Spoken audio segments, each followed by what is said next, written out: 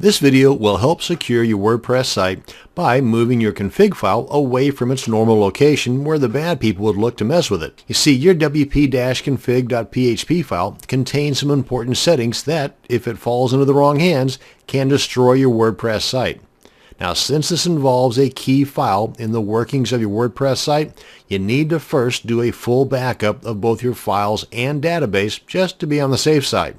Now, as a second precaution, you might want to keep your server's control panel like cPanel or Plesk or whatever, or your FTP client open when testing your site after this adjustment, just in case, so if something goes wrong, you can put that file back in its original place.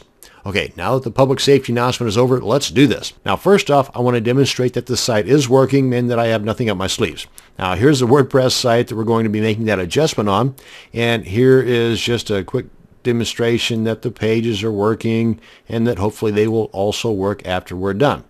Okay, now then, let's go ahead and bring the timer in here and get that going. Now I want to open up my FTP client, and again, you can do the same thing I'm going to be showing you here in your cPanel, control panel, Plesk, or whatever. And I'm going to go ahead and log in, and I'm going to log in securely so we can maintain that air of security. Now then, I'm going to navigate to the root directory of our WordPress installation. That's in the public_HTML file, at least ways for me. Oh, and by the by, this only works if you're not using a multiple site or the multi-site setup for your WordPress. So long as you have this in a single site setup and it's not in a subdomain, I know, I should have mentioned that earlier, huh? So long as it's not in a subdomain and that it's not a multi-site setup, then you're good to go. Okay, now that I'm in the root directory, let's go ahead and go on down and find our wp-config.php file. That's right here. I'm just going to left-click, hold, and let me move this up here first so that I can show you that this is our path right here to the public_HTML, and I'm going to put the wp-config file above, in this order, I'm going to put it above the public_HTML.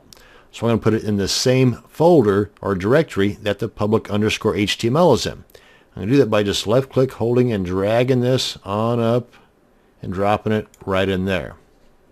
Now you see, it's no longer here. It is, in fact, if I click on this, and you can see that this is where the public_HTML is now that we used to have to get into to get to the config file. Well, if we scroll on down further, that's where the config file is. Now let's go ahead and check out our site just to make sure it's not broken. And refresh. Yay. Check out a page or two. Yay.